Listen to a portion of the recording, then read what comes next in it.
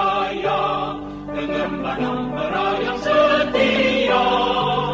Di bawah Undang-Undang Dasar 45, kita menuju ke pemilihan umum.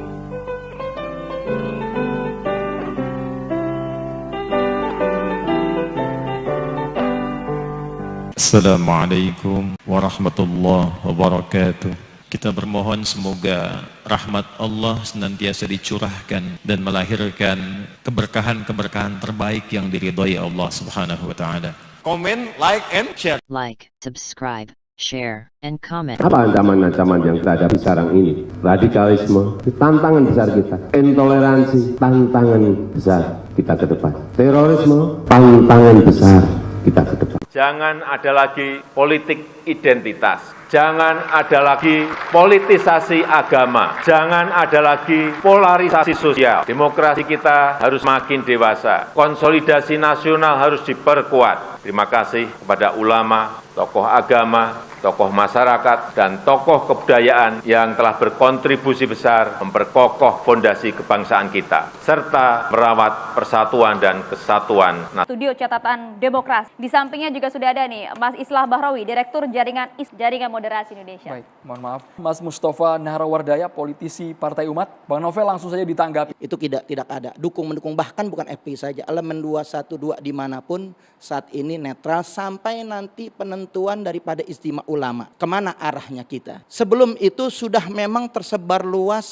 selebaran. Ada aksi ternyata, betul-betul ada aksi. FPI saat ini, Front Persaudaraan Islam yang asli itu sudah terdaftar di Kemen. Untuk ada kita melihat narasi-narasi ini digiring kepada pergerakan-pergerakan yaitu Islam untuk ada upaya-upaya adu domba dan mungkin ada proyek-proyek narasi Islamofobia. Ormas-ormas ini yang memang sudah berkiprah begitu di negara Indonesia dengan prestasi yang begitu luar biasa, ada yang untuk lebih jelasnya harus dibongkar, diusut siapa yang di belakang. Kita sudah punya data. Urusan dukung-mendukung, urusan kepentingan politik itu tidak ada. Kondisi-kondisi ini itu sengaja diciptakan. Yang pasti tujuannya apa, kita nggak tahu. Yang pasti yang dirugikan adalah nama baik FPI. FPI palsu. Ya, kalau saya lihat yang namanya demo itu kan memang diskenariokan ya. Maksudnya untuk memberikan dukungan, mau itu demo, mau itu memberikan dukungan, itu kan semuanya ada skenarionya. Ada orang di balik yang menggerakkan massa itu.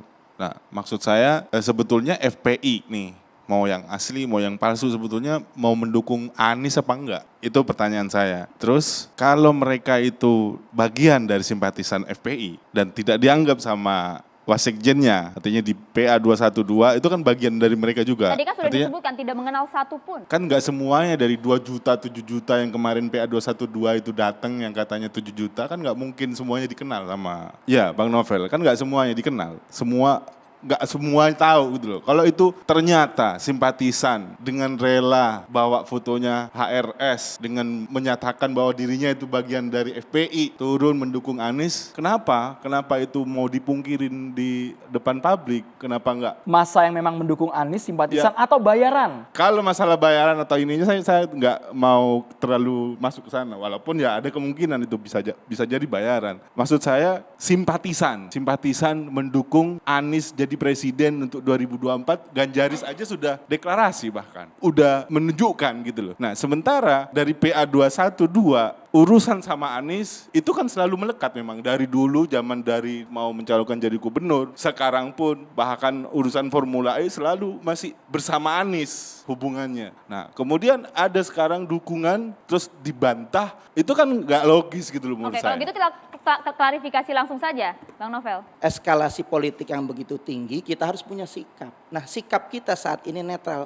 karena politik ini pragmatis. Ada kemungkinan nanti dukung-mendukung ini kalau dilaksanakan sekarang karena masih berubah-berubah. Mungkin ada yang nggak sejalan dengan kita. Akhirnya kita melepaskan diri dari kepentingan politik, nggak dukung siapapun. Nanti setelah mungkin ada ketetapan calon-calon presiden atau calon wakil presiden yang sudah ditetapkan oleh KPU, baru kita menentukan sikap. Luar biasa, rame. Di situ kita sudah mulai jaga jarak. Dugaan Anda tujuannya untuk apa? Bahwa FPI ini punya kepentingan politik saat ini. Padahal itu kita terlepas diri dari kepentingan politik apapun saat ini. Artinya dia itu hadir atas undangan, yang mana undangan itu kalau bukan orang kenal, bukan orang FPI, nggak bakalan dia datang. Dengan pimpinan untuk klarifikasinya dia bilang bahwa saya dipanggil, diundang sama Edi. Saya malah justru khawatir dengan adanya FPI dukung Anies 2024, justru dia ini mau mencari legitimasi bahwa FPI ini masih diterima di masyarakat. Apa itu untungnya intinya. untuk FPI?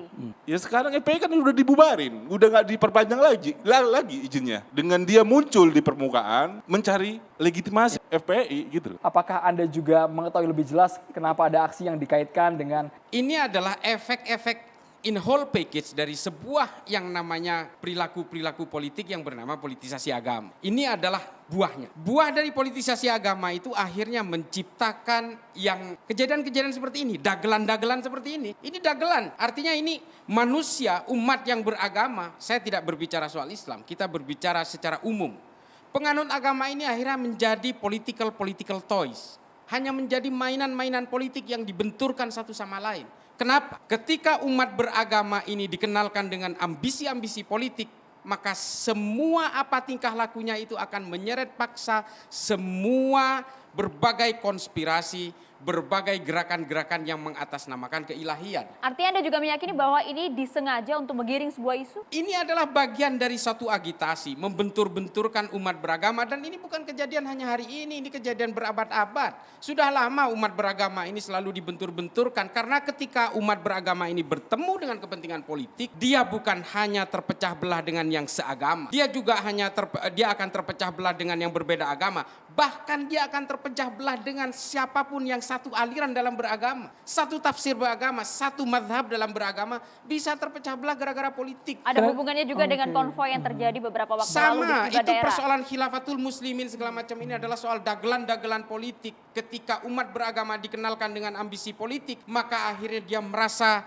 supremasis. Perasaan-perasaan supremasis seperti inilah yang membuat manusia itu bodoh dan memanfaatkan kebodohan umat. Ini kan semua buah-buah ini. Ada konspirasi lah, ada yang dikerahkan lah, ada yang dibayar lah. Ini loh buahnya. Umat Islam termasuk umat beragama lain selalu dibentur-benturkan, dijadikan mainan politik. Hari ini yang terjadi di seluruh dunia, bukan hanya di Indonesia. Ini adalah kejadian-kejadian dunia global hari ini yang sangat renyah dan sangat seksi menggunakan narasi-narasi agama dengan dalam kata berpolitik. lain Mas Islam mau menegaskan bahwa Khilafatul Muslimin, kemudian FPI Reborn, mereka ini digerakkan oleh politik untuk kepentingan tertentu? Bukan untuk kepentingan politik tertentu. Manusia kemudian dengan cita-cita politik yang utopis, seolah-olah begini, kalau agama kamu ingin jaya, maka kamu harus berjaya dalam politik. Inilah kemudian yang melahirkan kekerasan-kekerasan, melahirkan caci maki, kebencian antar sesama umat manusia. Gini loh, dalam Islam itu bisa berjaya karena ilmu pengetahuan. Karena politik, kemudian Islam itu memusuhi satu sama lain. Ini karena politisasi agama. Kalau kita mau tahu,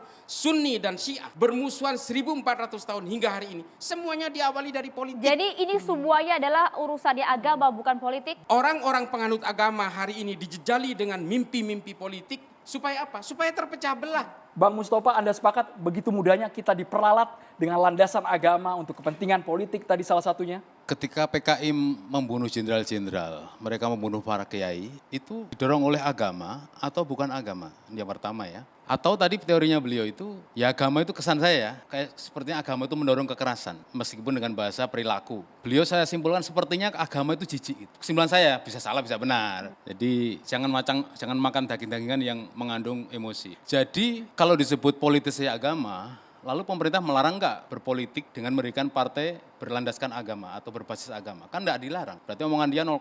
Kosong plong, enggak bermanfaat sama sekali. Karena partai agama boleh berdiri di sini. Mau istilahnya mempolitisasi atau apa. Memang selain politisasi agama apa yang enggak boleh? Pertanyaan saya ya. Selain politisasi agama, apa yang dilarang? Sekarang semua orang, nah kalau Mas Islah saya yakin ada misi tertentu ya. Kenapa selalu mengatakan politisasi agama itu busuk, gitu. Seolah agama itu enggak bermanfaat sama sekali. Sekarang kalau orang enggak beragama, mohon maaf. Di Twitter beliau tertulis Islam liberal ya. Di Twitter beliau, dia mah lupa Twitter saya mana gitu. Tapi saya ini hidup, saya tiap hari lihat Twitter, Islam liberal lah. Sekarang politisasi liberal boleh nggak? Politisasi liberal, kenapa hanya Islam saja ini persoalkan? Oke, yang pertama ya, jangan potong dulu. Oke, ini garis besarnya. Dicatat dulu, Catatnya nggak apa-apa. Agama harus clear, karena misalkan Partai Umat nih, ya landasnya Islam, Al-Quran ke hadis. Nggak ada yang larang, diperbolehkan, sekarang malah Kumham boleh, kasih surat, boleh berdiri. Jadi nggak ada masalah. Politis agama istilahnya apa lek? Nggak ada lagi, nggak masalah. Yang pertama itu soal garis besarnya. Yang kedua, politik itu sangat rumit. Jadi kalau hidup kita hanya dikungkung oleh tadi yang dimaksud sangat benci agama dari awal, dari dasarnya. Mungkin orang yang benci agama itu dari anak-anak itu hidupnya udah salah. Ini kan nggak nuduh orang toh. Kita kembali ke kasus bukan ke personal. Saya. Oke, kalau gitu kembali ke FPI ya. Jadi FPI itu, jadi kalau FPI ini saya kasih tahu nih. FPI ini sudah dari awal, sudah ada pemain musik tanda petik. Lihat ya, sudah ada namanya siapa nih? Fahril. Yang ngirim surat. Panggil aja Fahril. Betul nggak dia menduplikasi FPI? Sekarang apa yang nggak bisa diduplikasi? Tentara palsu ada, polisi palsu ada, agama palsu ada semua. Ya. Jadi nggak ada yang nggak bisa ditolak. FPI juga paling gampang. Jadi FPI atau semua organisasi yang dilekatkan dengan radikalisme itu paling gampang difitnah. Jadi gini, kalau dia ngomong nggak ngakui, dia bilang saya nggak percaya. Kalau dia bilang membantah, dia itu bisa takiyah. Apalagi terorisme, bolong pernah penjahat kok dipercaya. Selalu suka ngomong gitu. Padahal itu adalah pengakuan-pengakuan yang di bawah sumpah kalau di pengadilan. Apalagi dia cuma ngomong di sini. Saya nggak percaya sama dia. Ya silakan aja. Ini disebut apa? Kalau ada duplikasi FPI, duplikasi apa lagi yang banyak itu. Kelompok-kelompok 212, 411, itu semua duplikasi. Namanya false flag operation. Jadi memang ada istilah itu dan ada sejarahnya. Orang minjam nama dia untuk menghancurkan dia. Tadi pertanyaannya kok kenapa ngatasnamakan FPI dukung Anies? Apa Anies gak dirugikan untuk saat ini? Wong Partai Umat aja belum dukung seseorang kok masih kriteria, apalagi FPI yang bukan partai politik. Jadi ini ada tujuannya. Dan pengakuan saudara Khairul Anam Kiai tadi, ini bagian saya cek semuanya ada. Jadi saya cek pengakuan Khairul Anam itu semuanya betul. Ya, misalkan dia dikontak oleh Edi. Edi ada orangnya. Buktinya ada. Mukanya ada di internet banyak, bahkan ketika kita cek di Truecaller, itu semua pekerjaannya tertulis itu. Karena orang menamai di handphonenya itu dengan nama sesuatu yang pernah bekerja sama dengan jadi dia. Mas Mustafa menangkap ada alur yang menggerakkan massa ini. Bahkan ketika saya cek ke Pemuda Pancasila ini, karena di situ ada tulis Dansat Koti Ciawi. Itu saya cek langsung ke salah satu ketua namanya Mbak Sarimaya SMSI. Itu ketua pembinaan PP Pemuda Pancasila dan itu terbukti betul memang dia di sana tapi sudah hilang tahun 2020. Ada dalang di balik itu. Ada dalang di balik. Gini, saya mau jawab. Saya sebenarnya tidak mau membahas FPI Reborn ini karena saya memang tidak menguasai persoalan. Kenapa saya ingin membawa ke arah politisasi agama? Dia tersinggung karena dia pelakunya, pelaku politisasi agama ini kental. Udah memang diizinkan, itulah baiknya demokrasi. Itulah baiknya demokrasi. Demokrasi memberi kebebasan. Lu memang boleh. Tapi begini loh. Partai agama. Udah, bentar Sin. Ya gini loh. Boleh nyala nggak? Kita masih banyak segmen. Saya itu nggak marah gini loh. Kalau mau nyerang personal, Anda pernah dideportasi dari Suriah. Saya tahu betul. Anda berangkat bersama Hilal Ahmar Society. Kita selesaikan terlebih dahulu. Kok jangan pura kaget lah. Saya pegang kok datanya. Politisasi agama itu telah memporak-porandakan sejarah agama-agama. Di dalam Islam, saling bunuh sesama Islam, saling perang sesama Islam itu terjadi. Perang Jamal, perang Siffin dan sebagainya. Pembunuhan Sayyidina Utsman. Pembunuhan Sayyidina Ali, Sayyidina Hasan, Sayyidina Husain itu terjadi karena politik. Di dalam Kristen juga terjadi pasca Westphalia Agreement. Juga saling bunuh sesama orang Kristen. Juga dengan orang-orang Hindu, orang Buddha. Semua sejarah agama-agama itu ketika bersentuhan dan politik, maka semua kejahatannya itu diseret paksa ke dalam konsep-konsep ketuhanan. Saya mau berbicara secara akademis dengan Anda kalau itu Anda mampu. Ya. Anda jangan bayar saya 50 miliar. Kalau Anda punya 50 miliar Anda sudah nyapres itu. Baik, Bapak-bapak kita tidak menjelekan secara personal. Diskusi, sekali kita adu gagasan, adu pemikiran hanya di catatan demokrasi. Juga ada Hilafatul Muslimin. Kedua ini menjadi sorotan karena konvoynya dianggap bertentangan dengan ideologi. Ya, itu yang tadi juga dijelaskan. Mungkin bisa dijelaskan lagi poin-poinnya Mas Islah. Tadi kita belum dengar secara utuh. Jadi begini ya, orang-orang yang beragama hari ini memang diberi mimpi-mimpi utopis seolah-olah harus menjadi supremasis. Ini yang harus kita rasakan. Gerakan-gerakan agama yang berbasis kekerasan hari ini muncul karena pemikiran-pemikiran supremasis bahwa dengan menguasai politik orang akan menjayakan agamanya. Terima kasih. Karen mohon undur diri. Subhanakallahumma wa bihamdika asyhadu an la ilaha illa anta astaghfiruka wa atubu ilaik. Billahi taufiq wal hidayah. Wassalamualaikum warahmatullahi wabarakatuh.